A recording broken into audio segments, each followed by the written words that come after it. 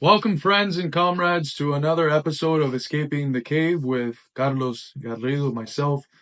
I'm a philosophy professor, director at the Midwestern Marx Institute, secretary of education for the American Communist Party, and I'm also the author of a few books, including The Purity Fetish and The Crisis of Western Marxism from 2023, and Why We Need American Marxism from last year, 2024. Later in this program, we're going to be talking with prolific journalist and documentarian Dan Cohen, who has done a lot of good work on Haiti, Israel, and other important topics. We're going to be talking to him about the Trump administration, the attacks on USAID, and other different related topics.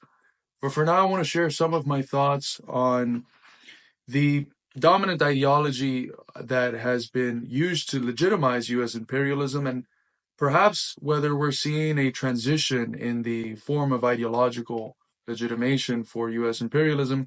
It's going to be based on an article that I just published at the day of this video publication. It would have been 2 days prior for the China Academy. It is important to know that no empire in all of human history has ever been able to explicitly say the reasons for why it goes to war, the reason behind its imperial pursuits. It is impossible, of course, to get a population of dispossessed people to give the thumbs up to sending their kids, their brothers, and their parents and their uncles to war if they knew that the real reason behind the war was so that the rich, the society, could get even richer. Already in Plato's Republic, you hear comments such as the fact that, states that are based on the endless acquisition of money find it that they must steal some of their neighbor's land, which of course implies that there is an economic drive behind war. And when war is waged, of course, as Jean-Paul Sartre once said, it is the poor who die. This is true of all societies that have been fractured by class. The ruling elite of the warring states have never been able to explicitly say why they're going to war. There's always the need to legitimize the war through some form of deception of the general public. Aeschylus was very correct to say that in war, truth is the first casualty. Upholding war always therefore requires some sort of a narrative that can be spun to manufacture consent. The ancient Greeks and the British Empire justified war efforts and colonization through noble, almost humanitarian-like appeals to civilizing the barbarians. Those that were of their ilk were fully human, and those that weren't carried with them the stench of barbaric otherness. From Hellenization to the empire where the sun never set, colonial war was always presented as some sort of act of charity. You should be thankful that we have expended our very valuable resources colonizing you. Paradoxically, expansionist wars have also taken often the form of a defense. It's almost as if expansion can be twisted into being a defensive enterprise. The Roman Empire frequently resorted to the need to protect oneself from barbarian invasions in order to legitimize its expansions. Offense was often the best form of defense. It is by conquering that we can keep our people at home safe. During the Punic Wars, of course, this is a great example where the justification was that we needed to counter the Carthaginian threat, and therefore we needed to expand the empire. It was imperial looting and conquest justified by the defensive measures of preventing the spread of communism that were the basis for the not-so-Cold War of the 20th century. Offense was once again masqueraded as defense.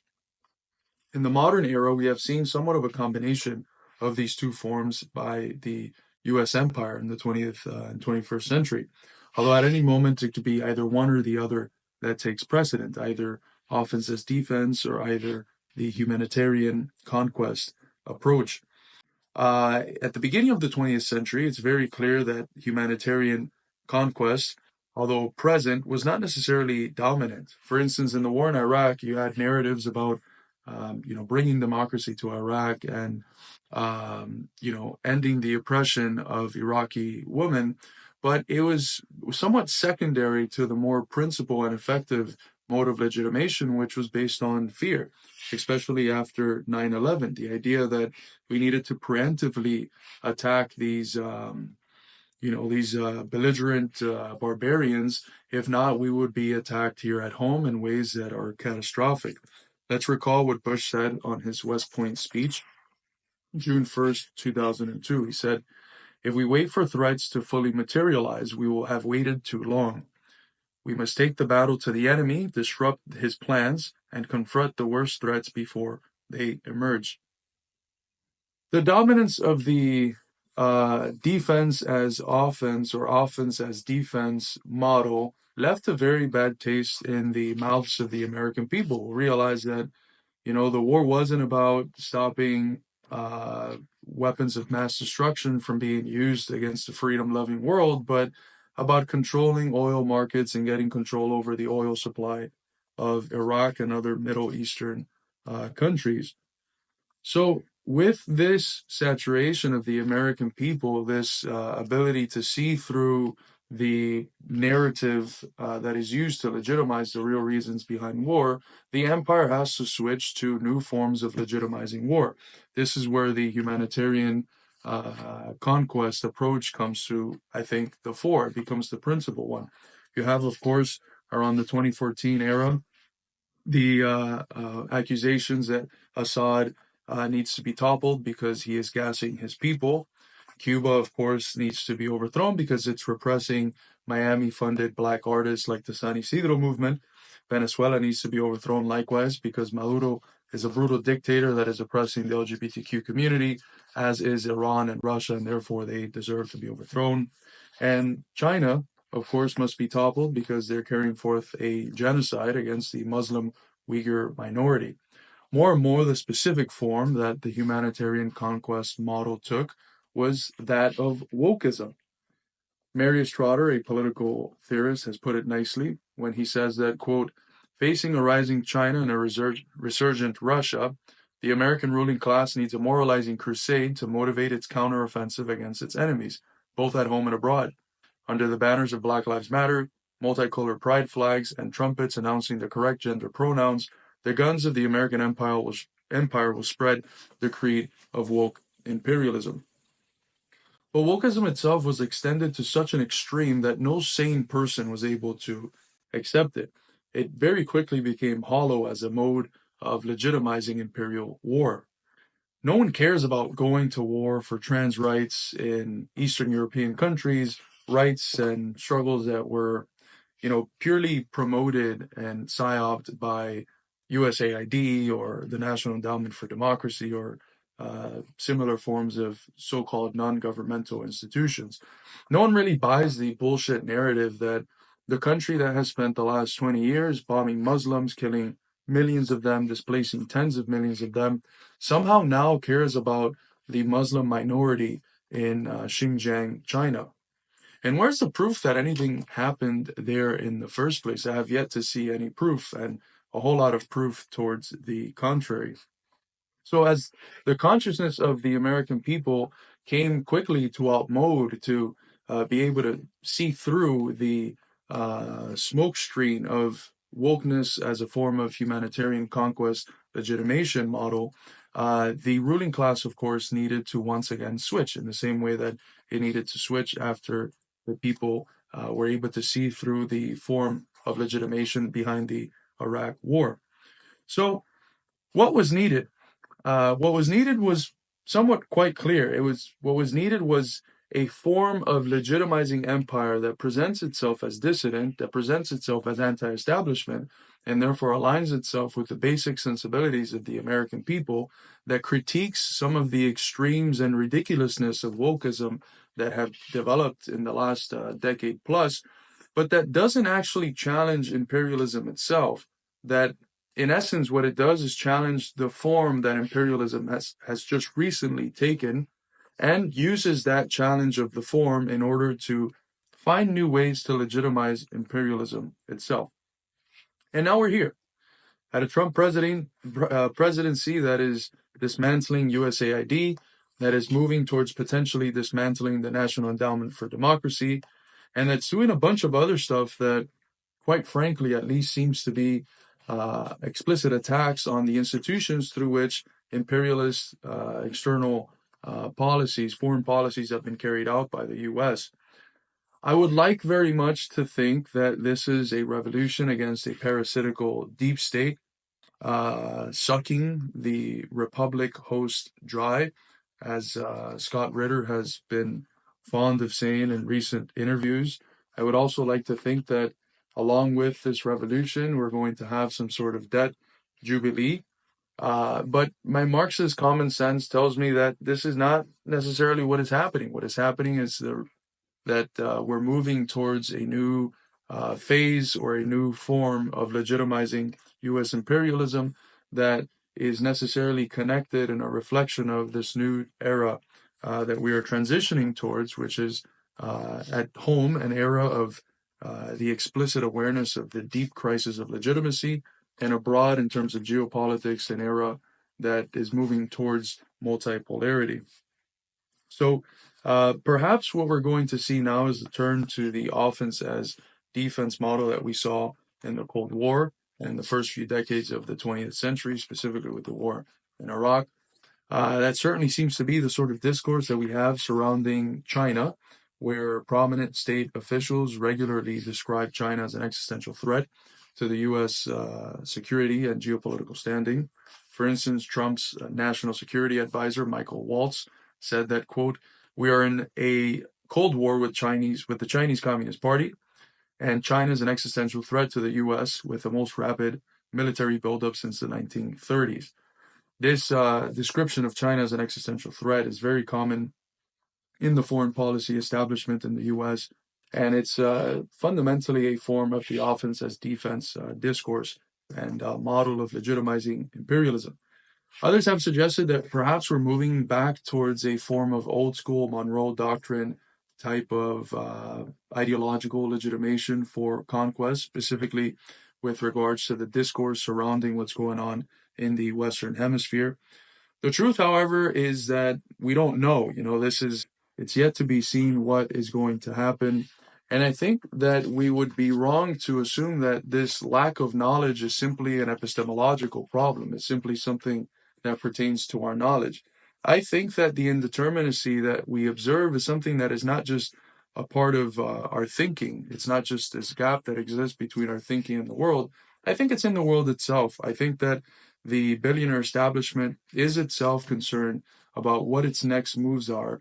And all that we can be sure of is that they're not really going to let go of their imperial power at will. They're going to figure out ways to sustain the U.S.'s geopolitical gains over the last 60, 70 years since it became imperial hegemon.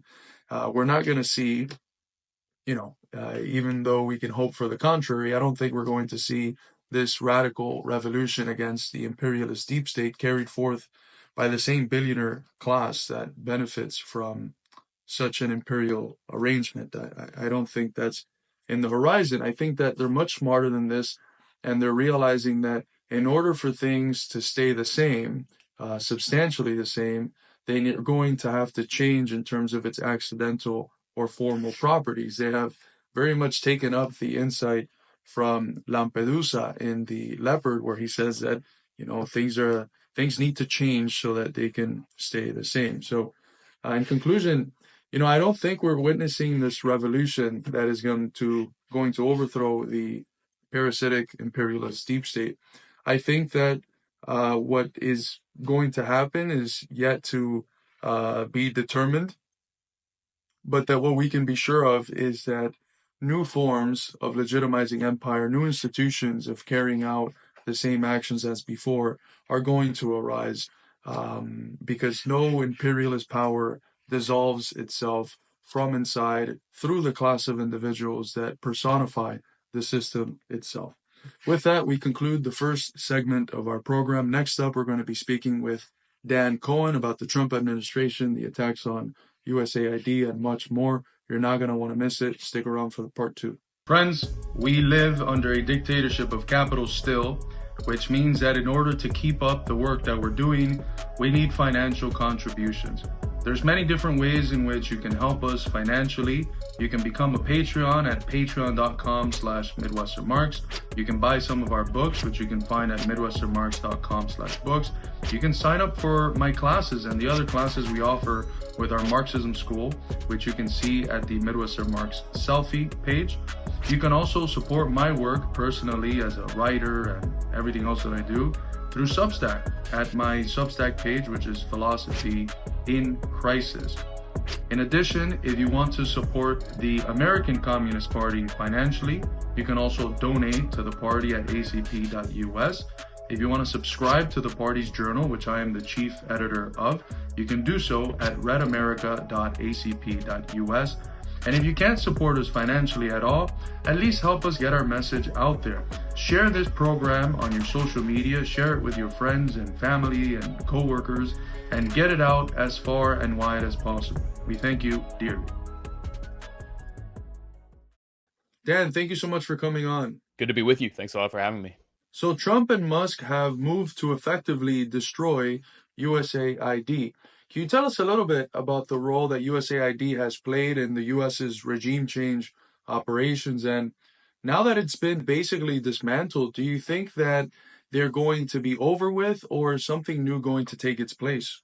Well, USAID, the U.S. Agency for International Development, was not about aiding other countries or suffering people at all. It was about paving the way for international capital to open countries up, to take over markets and extract wealth for the benefit of the ruling class here in the United States.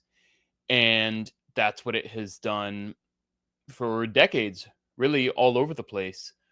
I mean, most recently, we can look at, I think Ukraine is a perfect example where, I did a documentary on this, on how USAID was actually behind the fourth industrial revolution, the sort of technological takeover, the creation of digital identity of your entire life in a smartphone in Ukraine that was done through the pretext of war with Russia. And so the life in Ukraine was completely transformed uh, by USAID, and that was to be exported. Ukraine was the laboratory for this USAID program, and that was exported all around the world. In Colombia, in Ethiopia, there was even an event here in Washington, D.C., where Samantha Power, the former head of USAID, came and basically said, we want to do this in the United States too. That program in Ukraine was called DIA, DIIA, and you can watch that report at Redacted if anyone wants to see that, where I did it. But USAID has obviously been heavily involved in regime change operations all over the place, from Cuba to Venezuela. Everything under the cover of humanitarianism, and it's just been dirty tricks and traps to ensnare countries in empire using the soft power front of USAID.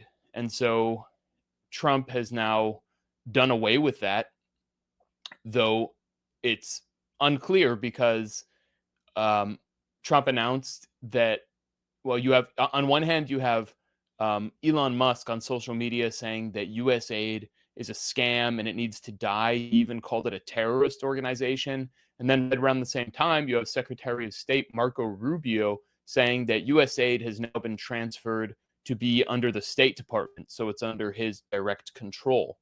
So what is USAID doing now? I don't know.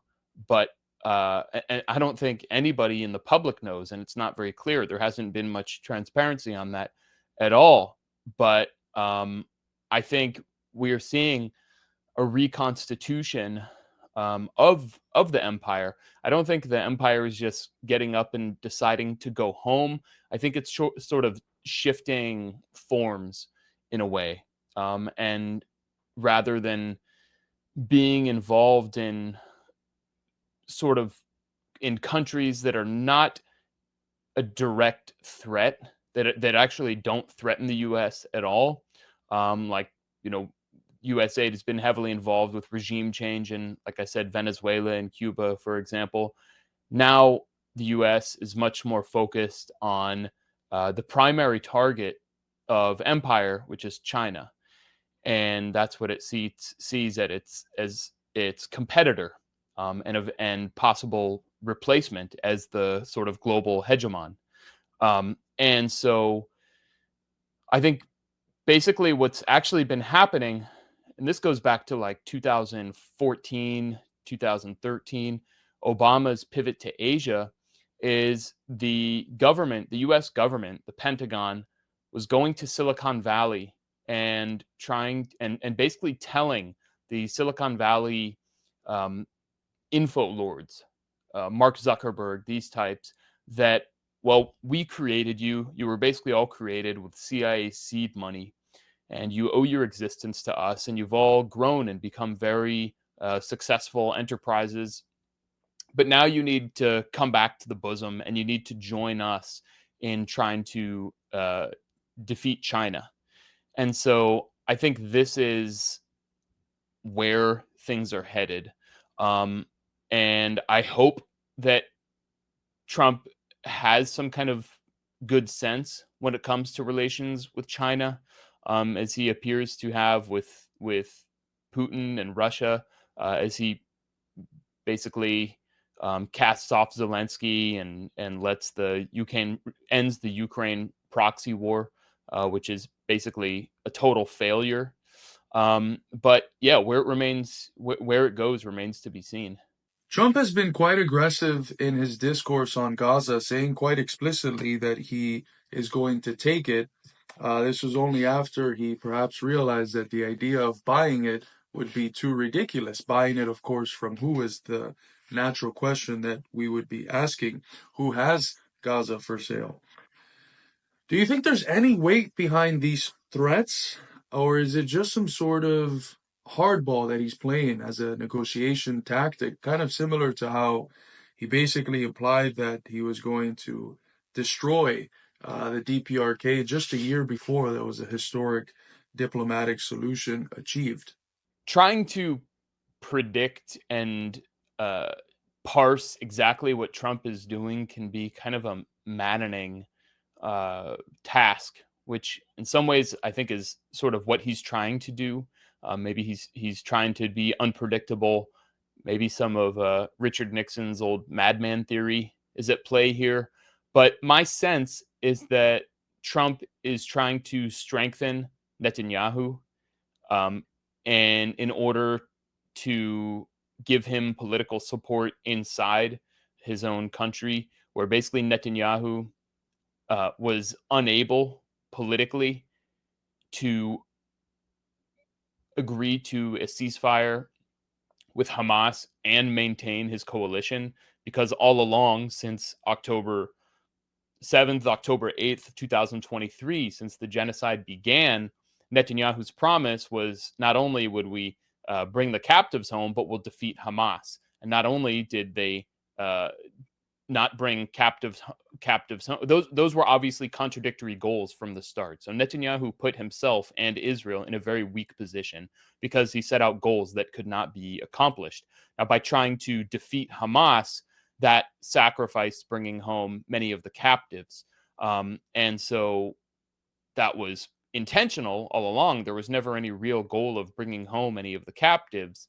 But defeating Hamas was a real goal, but it failed miserably. And so now Netanyahu gets to a point where, well, he's actually putting the Israeli military and the entirety of the Israeli state itself at risk by continuing this war. Israel has everything to lose. It was its economy was hemorrhaging.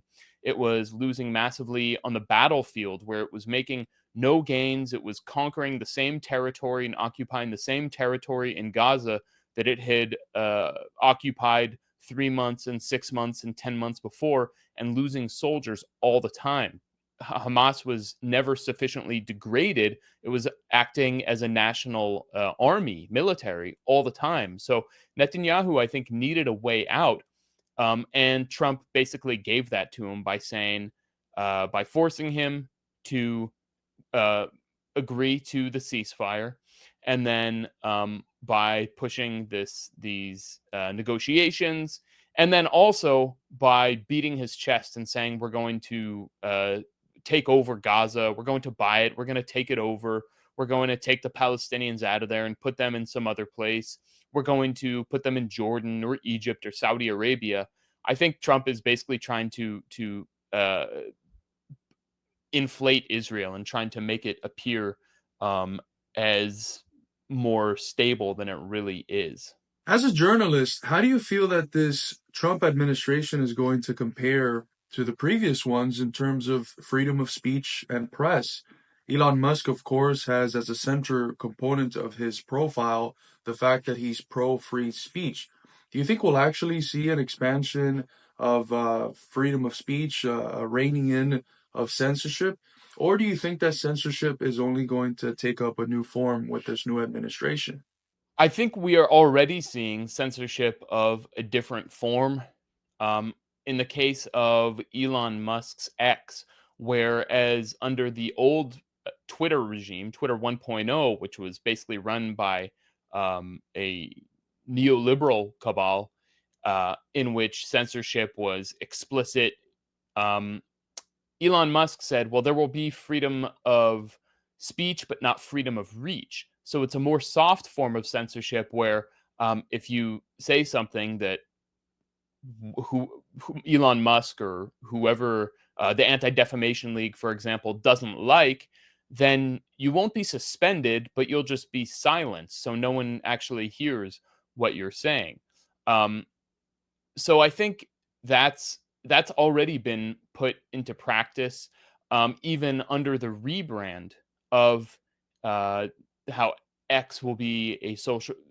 What Musk said from the start, that X will be a free speech platform, in contrast to the previous regime. But clearly, that's not the case with Donald Trump. I mean, we see him advancing the same agenda of censorship and even ramping it up that there was under the previous administration, under the guise of combating anti-Semitism, which is totally false, because what they're talking about is criticizing Israel. They're talking about the IHRA definition of anti-Semitism, which is not actually anti-Semitic. It's not a real definition of anti-Semitism. It's a definition of criticizing Israel. So they want to make criticizing Israel a hate crime, which is like the ultimate liberal woke concept, far more woke than Biden or any of the kind of liberal left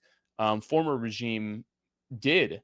So I think we're going to see potentially expanded censorship and criminalization of speech. We've now seen a Chinese student deported for participating or organizing a protest against Israel's genocide, which is, as I understand, in violation of the Constitution, because freedom of speech is protected not only for citizens but for anyone in the country. And so all of these principles of free speech, freedom of expression, freedom of press are being sacrificed in order to benefit the state of Israel. And what that suggests to me is that the Trump and people around him actually see Israeli apartheid and the extreme Zionism that has been that exists in Israel Palestine today as an ideal form of government that they would like to implement here in the United States, which and there's a lot that comes with that. So censorship being a key aspect of it. Dan, thank you so much for coming on. Where can people find your work? You can find my work at uncaptured.media, and you can follow me on X, and hopefully I won't be censored at Dan Cohen 3000. That is all for today's episode of Escaping the Cave with Carlos Garrido. We'll see you next Friday.